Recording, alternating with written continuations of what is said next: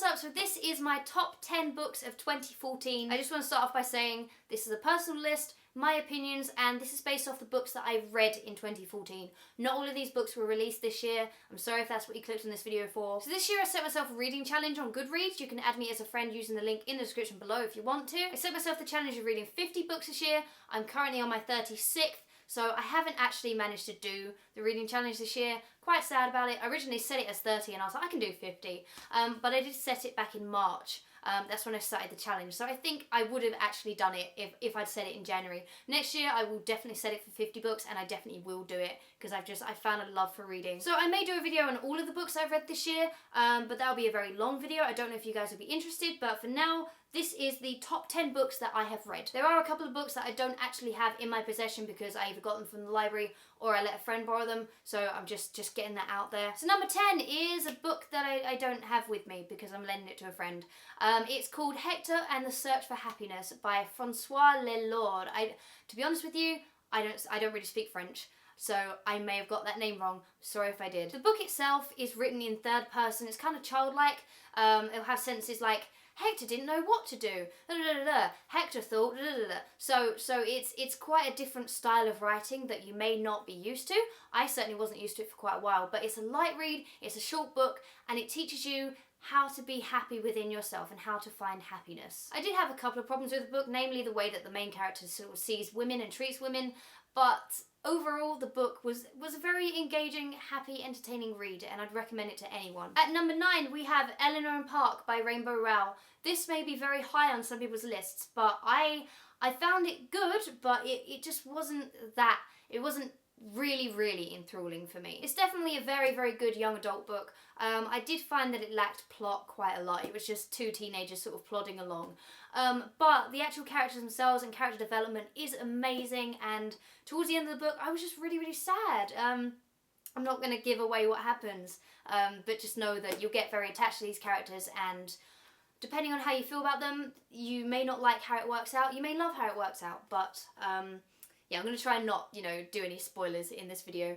I'll let you know if there are any spoilers coming up. Overall, I mean, it is kind of a cliche, conventionally unattractive sort of dorky girl meets unattractive dorky guy, and they don't like each other, and then they start talking and things ensue. So it depends on if that sort of thing is, what you enjoy reading. But overall, I did enjoy it. And number 8, we have Paper Towns by John Green. Now, some people love John Green's writing, some people hate it. I will say The Fault in Our Stars is not in my list, even though I read it in January this year. Because I just found his other books to be much better. Mostly this one, and another one which is also in the top 10 list. Now, I will say the first, maybe the third of this book is absolutely incredible, and I just couldn't put it down. I read this while I was on tour and travelling the country, and it was such a boredom killer, and it's such a great book. Basically, guy meets girl, girl is quite rebellious, and girl goes missing, and guy travels with his friends to find girl. And I kind of have a little bugbear, but it's a personal bugbear because I really wanted to play Margot in the film. And I told John Green that I wanted to play Margot in the film. And he was like, I'm going to tell them. And I was like, oh my God. And then they cast Cara Delevingne, who admittedly is definitely not how I pictured Margot. Margot is described in this book as a little bit chubby, a little bit sort of conventionally unattractive. She had like short kind of hair, and Cara Delevingne is fucking stunning. So I'm kind of interested in how it pans out. I guess I'm just a little bit jealous. I like to think that I would have made a good Margot, but alas, it didn't happen, which is fine. But overall, it's a really good book, and you will find the characters. You may find some characters you absolutely hate, and I think that's also sometimes a good thing because they're written for you to hate them. So essentially, they are good characters. They're well-written characters, and that's what John Green really captures in this book. So number 7, I feel like this one is going to divide a lot of people. Number 7 is Allegiant by Veronica Roth. This is the last book in the Divergent trilogy. I read all 3 books this year, and a lot of people say that they hate this book. They hate the ending, and it sucks, and it shouldn't have ended that way. I personally loved it. I found this was the best book in the trilogy, mostly because I was so invested in the trilogy by reading the first 2 books that I just couldn't wait to see how it all got wrapped up. And I find her writing very good. I haven't read The Hunger Games yet, so I can't compare it to The Hunger Games. I wouldn't really want to compare it to another type of dystopian future, but I absolutely love how this, how this trilogy pans out. I love the sort of setting of having different factions. I don't really want to describe what happens in this book because obviously that would give away what happens in the first and second books. But basically, Tris Prior, the main protagonist, is brought up in a world where you have different factions for, like, depending on your personality, and basically it goes through the system sort of breaking down. And it's just, I find it absolutely, such a good book, and I was so sad at the ending, just because I didn't want it to end. But let me know what you think of Allegiant if you've actually read it. Let me know in the comments below if you think I'm totally wrong in saying that this was an amazing ending to the trilogy. Now, number 6 is a book that I was given for free by Hotkey Books, who are a publishing house, I believe, based in the UK. This is called As Red as Blood, and I've got to be honest, I can't pronounce her name. I don't want to appear really ignorant. Salla Simukka, I don't know. I assume it's either, it's Finnish. So it's a Finnish name, I don't speak Finnish. But this book is, I was surprised at how much I loved this book, especially, like I said, as I got it for free. Again, it's quite a short book, which is another reason that I picked it up, because I kind of wanted to really beat my reading challenge, you know, gotta be honest. So this book follows a girl called Lumiki who goes to high school, and she goes to her photography darkroom one day, and there is just lots of money covered in blood. And this basically just follows her journey of finding out where the money came from, and it's just fantastic. The warnings down here, which I love from Hotkey Books, chilling, murder, blood, snow. That basically sums up the whole book, and I just found it really entertaining. I loved the protagonist. I thought she was incredible. She's very mysterious, and I really could not recommend this enough. It's a great short read. And apparently it's a trilogy, so I can't wait to pick up the other books in the trilogy. Now, number 5 is again a book I don't actually have with me because I borrowed it from my local library and then I gave it back. It would probably be quite bad if I didn't give it back because I read it like 6 months ago. It's called Beauty Queens by Libba Bray. Now, this book basically follows lots of beauty pageants such as like Miss New Hampshire, Miss Texas, basically the American states. They're on a plane because they're going to the beauty pageant, and the plane crashes on a desert island, and it follows their journey of learning how to fend for themselves.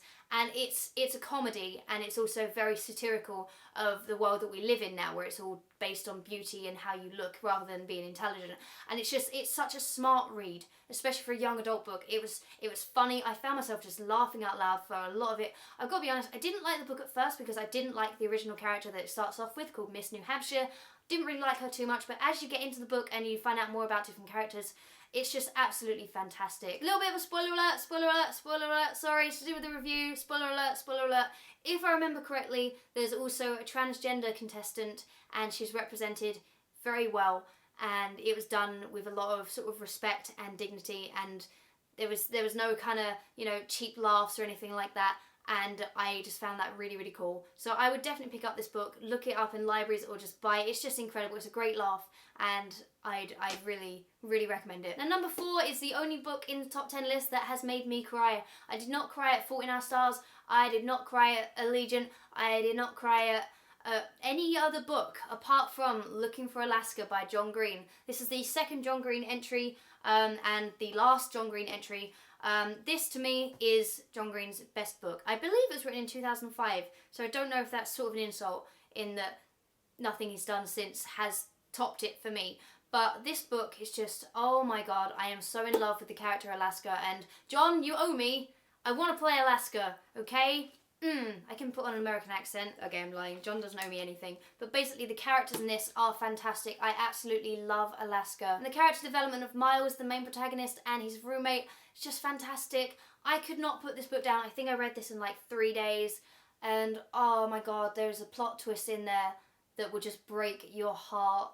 And just thinking about it now, I remember my heart sinking when I read it. I was like, oh. Basically, guy goes to Culver Creek, meets a roommate, meets a girl called Alaska, falls in love with Alaska, and things ensue, because I'm not going to spoil it for you. If you're going to read any John Green book, make it this one. This one right here. A lot of people may say, well, how could you not have The Fault in Our Stars in your top 10? Personally, I just found all of these books to be better. Fault in Our Stars would probably be like 11 or 12 of the books that I read this year, but Looking for Alaska tops all of the John Green books. Okay, so we're in our top 3 now. Oh, drum roll. Number 3 is The Drowning of Arthur Braxton by Carolyn Smailes. This book, I cannot describe this or compare it to any other book I've ever read, and that is a big compliment. Like, if I could say, oh, it's kind of like this book, then, you know, you're just comparing it to something else. This is incomparable. I'm just going to read the blurb because I don't think I could describe it any better. Arthur Braxton runs away from school. He hides out in an abandoned building in an old Edwardian bathhouse. He discovers a naked woman swimming in the pool. From this point on, nothing will ever be the same. It's the story of a 16-year-old boy who's bullied at school, and he sneaks into an abandoned bathhouse and meets a girl called Delphina. And it's just, seriously, Caroline, you are a babe, and I love this book so, so much. I'm actually planning on reading this again in a couple of weeks once I finish the book that I'm reading right now. Because it's just, you will fall in love with this book. There is comedy, there is tragedy, and it's just, it's a real coming of age story, and get it, read it. Cool, right, number 2 is the last fiction book in the series, so that's a bit of a giveaway for number 1. But number 2 is The Humans by Matt Haig. Now, this was actually the last book that I read before the one that I'm reading right now, and honestly, this is so emotional. Not in terms of bawling your eyes out, but literally it has taught me so much about the way that we live as humans. It's basically, to describe it properly, an alien comes to Earth to prevent a mathematic formula from coming out and being discovered. He goes into the body of a mathematics professor, and he has never encountered human life before, and it starts off with him in the body of a naked man, on a motorway. And it just, from start to finish, this book just doesn't stop. It is entertaining, it is shocking, it will take you on such an emotional journey. And after I read this book, I went onto Twitter, I found Matt Haig, and I thanked him for writing this, because it has given me so much perspective on human life and how we're expected to live. It pretty much taught me that we have on average 25,000 days on this planet, and we spend most of them working in dead-end jobs and lying to people. And I honestly feel like the way I live has been changed through this book. So Matt, again, thank you for writing this, honestly, and anyone that sees this in a bookshop, please pick it up, because the writing is just amazing, and I want to just read this again and again and again, and I think I will read this again and again next year. So my number 1 favourite book that I have read in 2014 may not be a choice that you expected. It may not be something that you would pick up yourself, but I have to put it in here because I could not stop reading it, and it's the biggest book I've ever read. It is the biography of Steve Jobs by Walter Isaacson. Now, again, this is not fiction. What is it doing in here? It is a biography of this man's life, the founder of Apple and the CEO until his death. Goes from when he was born to the moment he died. There are interviews in here, there are photos in here that are exclusive, and literally, if you're interested in technology, this book is just incredible. I have learned so much about the way that Steve run the company of Apple, and through his failings and what he learned from doing things wrong and doing things right, and basically this book taught me to be assertive and really believe in myself and just follow my passion for what I do. And honestly, I know it's a massive book. I mean, look, it is the size of my head, literally, but I just want to reread this again. I plan to reread this every year now, because it is a masterpiece. It really is. So if you are interested in reading about someone else's life, this is the book I would recommend to you. So that is my top 10 list of books that I have read in 2014.